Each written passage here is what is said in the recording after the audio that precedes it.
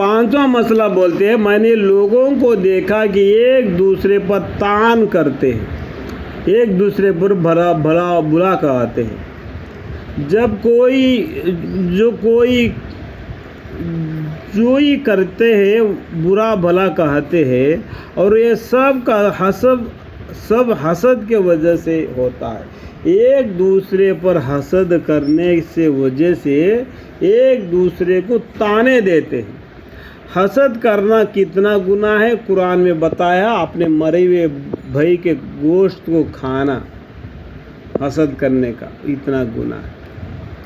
जब भी दो मुसलमानों के बीच में लड़ाई होते हुए देखो एक दूसरे को कैसा खेल लेते हैं।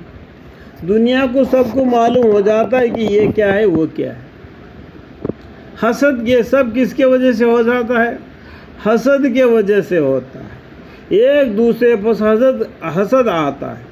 मैंने अल्लाह ताला का इरशाद देखा, तर्जुमा, दुनियाई ज़िंदगी में उनकी रोज़ी हमने ही तकसीम कर रखी है, और उस तकसीम में हमने एक को दूसरे पर फ़ौक़ियत दे रखी है, ताकि इसके वजह से एक दूसरे से काम लेता रहे, सब के सब बराबर ही नमूने के बन जावे।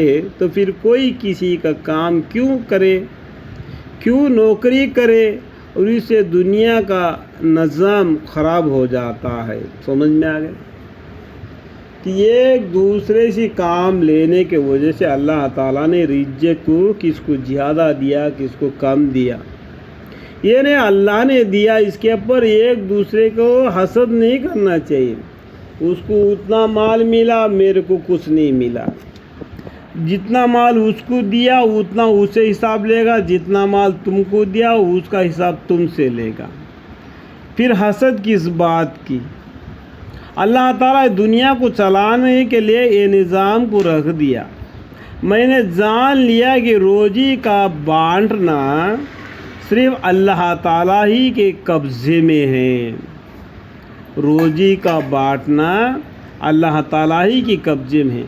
कुरान करीम में रोज़ी के बारे में 3 जगह पर फरमाया, औरत मर्द और दुनिया और समुंदर और पहाड़ आसमान में जितने भी जी रूह है, उन सब का रोज़ी अल्लाह का ज़िम्मा है। और दूसरे जगह पर फरमाया, और औरत हमल होती है, उस औरत के वजह से औरत के तरफ से उस पेट में बच्चे को रिज़्क़ पहुंचाता है। तो बोलते हैं कि तुम गम मत करो, मैं तुमको रोज़ी दूंगा। जब तुमको रोज़ी मिलेगा तो वो बच्चे को रोज़ी पहुंचेगा। जब वो जनती है, बच्चा पैदा हो जाता है, तो फिक्र मत करो, मैं उस बच्चे को भी रिज़्क़ दूंगा और तुमको भी रिज़्क़ दूंगा। इतना रिज़्क़ के बारे में अल्लाह ताला ने लिया। और इंसानों को और जिन्नातों को मैं इसलिए पैदा फरमाया, वमा खलक़तुल जिन्ना वल इंसा इल्ला लियअबुदून। देखो हम किसको तरफ जा रहे हैं, हमको सोचना चाहिए। दुनिया का निज़ाम ख़राब हो जाएगा, इसलिए क्या क्या अल्लाह ताला ने एक दूसरे को ऊपर नीचे कर दिया। मैंने इस आयत शरीफ की वजह से हसद करना छोड़ दिया, सारी मखलूक से बेताल्लुक़ हो गया। मैंने जान लिया कि रोज़ी का बांटना सिर्फ़ अल्लाह ताला ही के कब्ज़े में है। वह जिसके हिस्से में जितना चाहिए उसे